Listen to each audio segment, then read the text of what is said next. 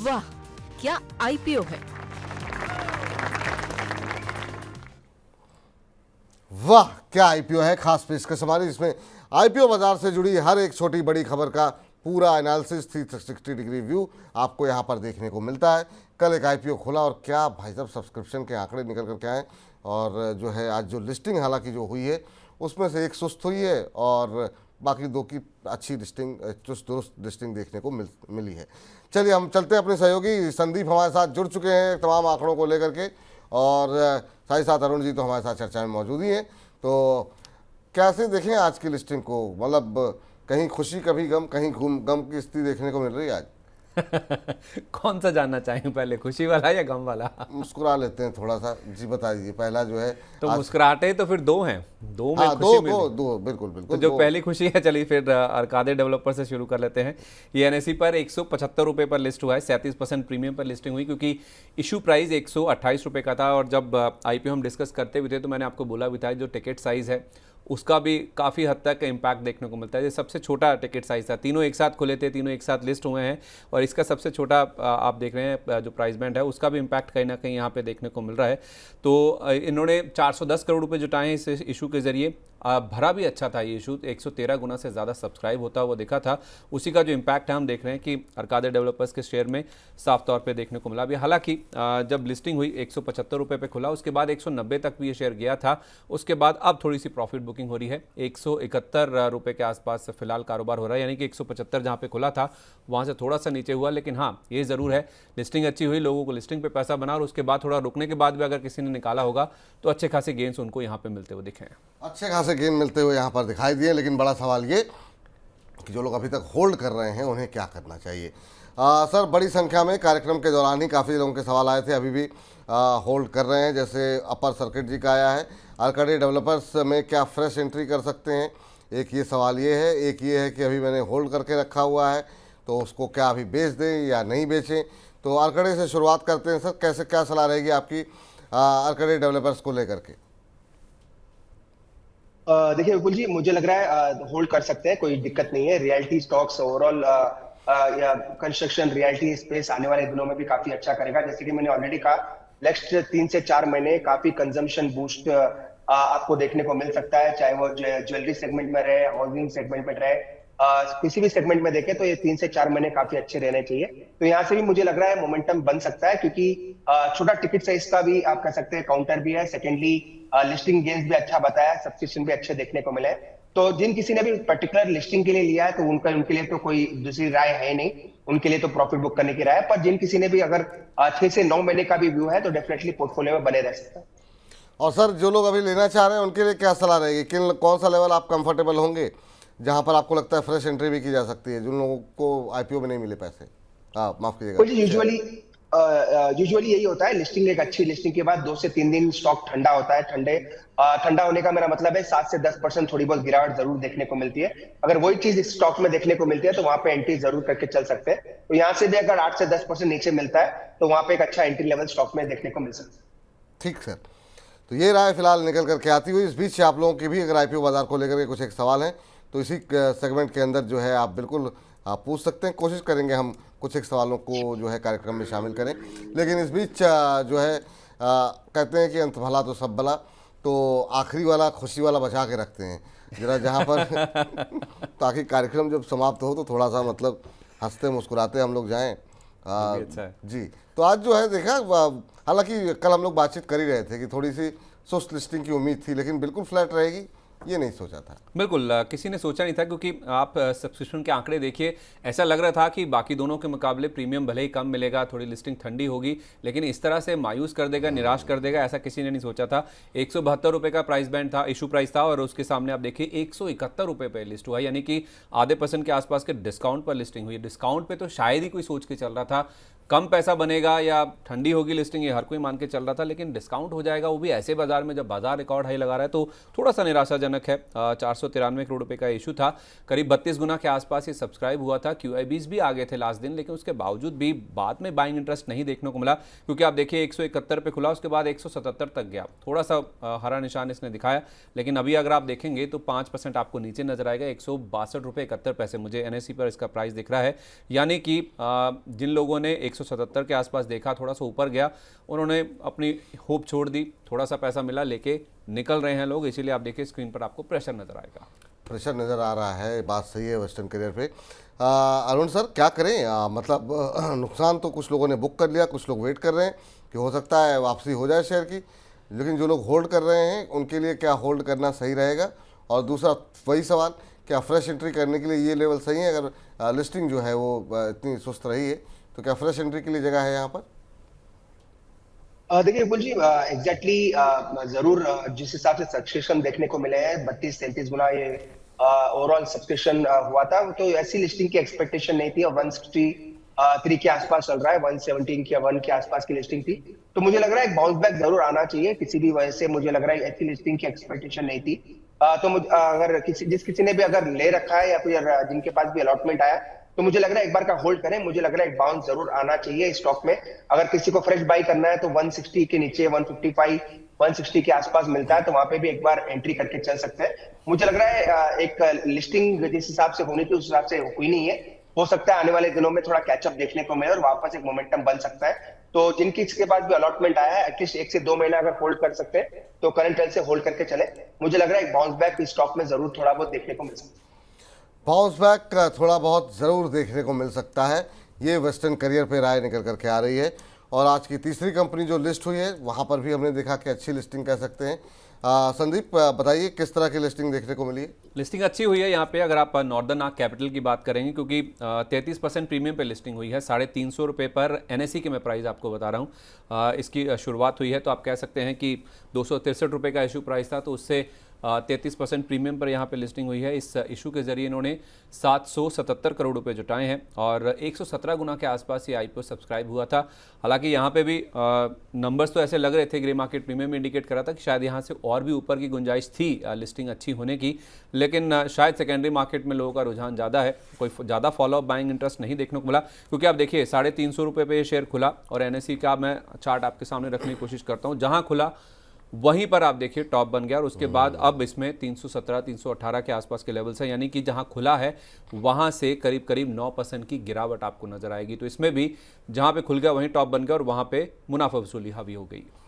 ठीक, तो northern RC capital sir, यहाँ पर भी सब्सक्रिप्शन काफ़ी ज़्यादा बड़ी संख्या में लोग आए थे, लेकिन जो लोग को नहीं मिला होगा वो फ्रेश एंट्री कर सकते हैं क्या? और अच्छी रिटर्न है, भविष्य कैसा दिखाई दे रहा है? जो लोग अभी तक होल्ड कर रहे हैं उनकी स्ट्रेटजी क्या होना चाहिए? 30-35% का रिटर्न अगर प्रीमियम मिल रहा है 2-4 दिन के अंदर, तो बुरा तो नहीं कहा जाए कम से कम।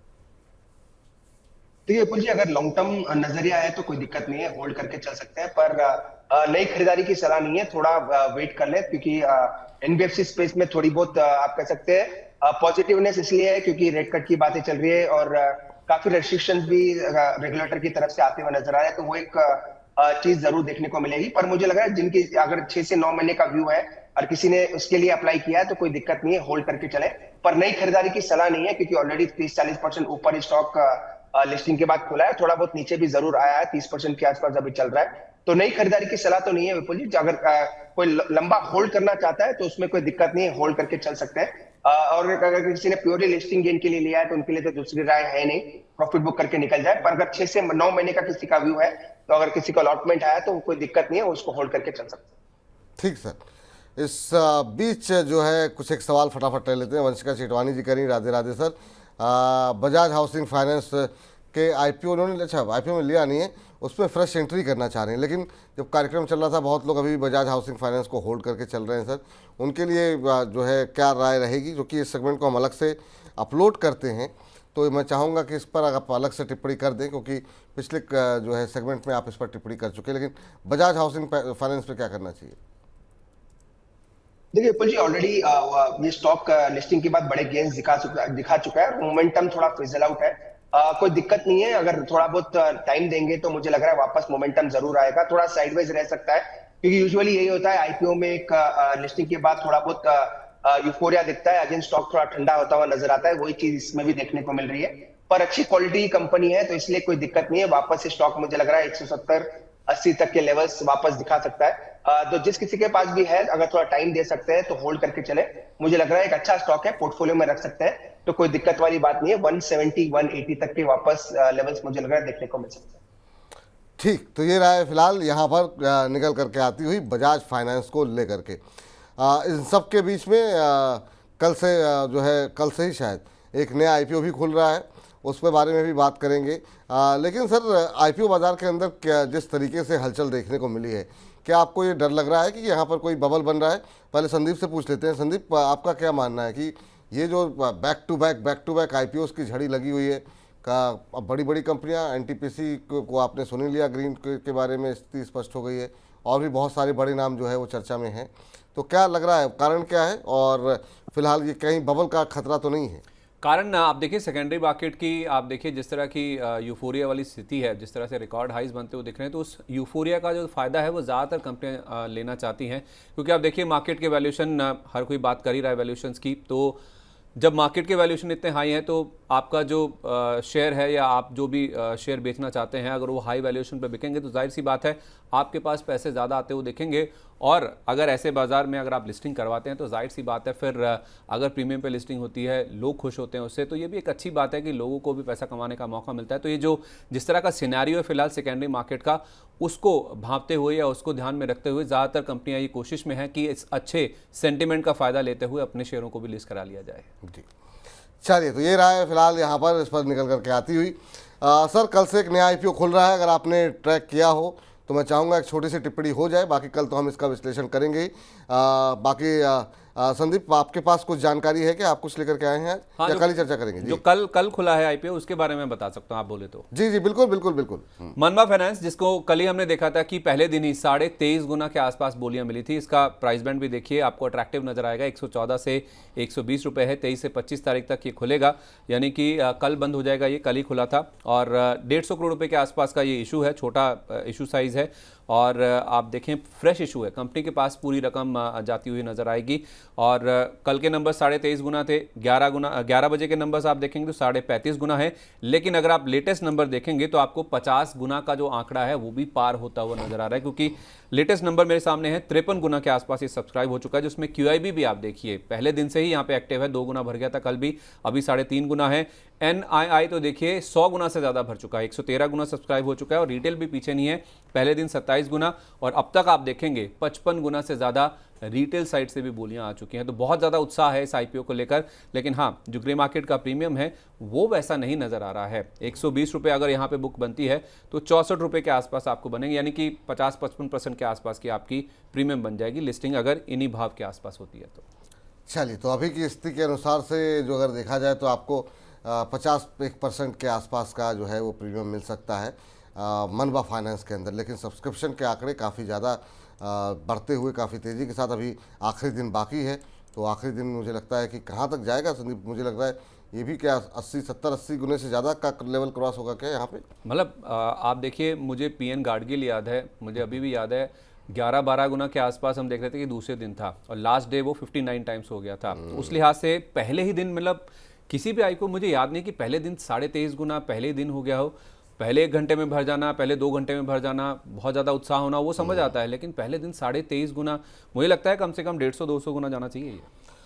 150-200 गुना। अरुण जी सहमत हैं संदीप जी से आप ये जो नंबर बता रहे हैं? और इतने सब्सक्रिप्शन के बाद अगर 20-30% का प्रीमियम मिले, क्योंकि बहुत भाग्यशाली लोग होंगे कि मतलब इतने ज़्यादा लोगों के बीच से अगर उनको अलॉटमेंट होता है, तो बहुत लोगों की उम्मीदें यहाँ पर लगी हुई हैं। आप क्या कारण मानते हैं सर इस तरह के सब्सक्रिप्शन को लेकर के? बहुत सारे आईपीओज जो है, बल्कि 60-70% के 80% से ज़्यादा आईपीओ ऐसे होंगे पहले दिन ही फुल्ली सब्सक्राइब हो रहे हैं, न सिर्फ पहले दिन सब्सक्राइब हो रहे हैं बल्कि कई गुना सब्सक्राइब हो जा रहे हैं।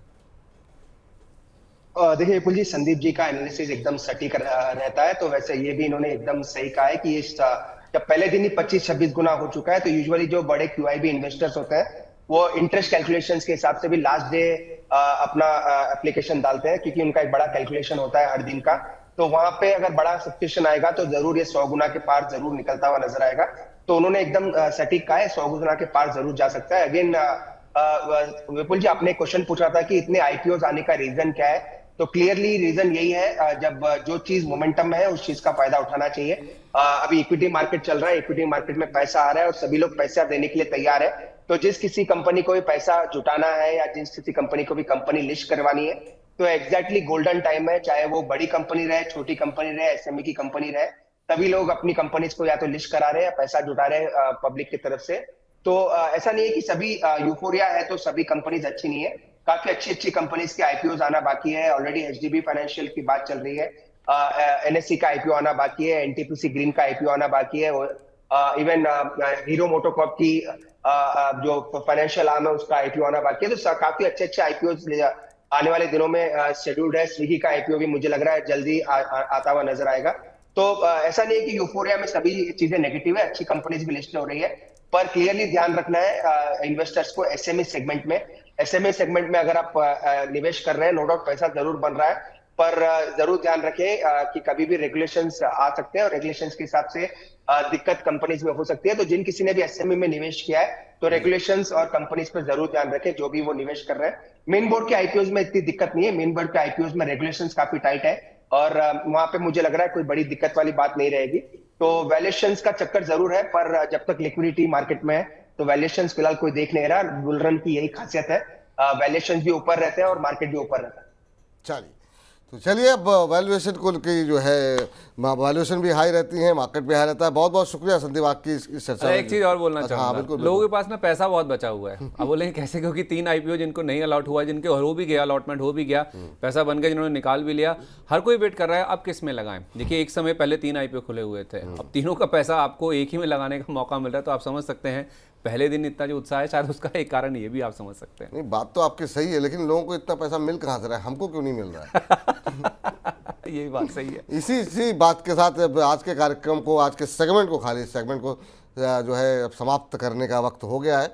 अभी चुन चुन के का सेगमेंट बाकी है, तो बने रहिए आप हमारे साथ। फिलहाल के लिए संदीप जी को विदा करते हैं। बहुत बहुत शुक्रिया आपका आज की चर्चा में जुड़ने के लिए। इस सेगमेंट में फिलहाल के लिए इतना ही।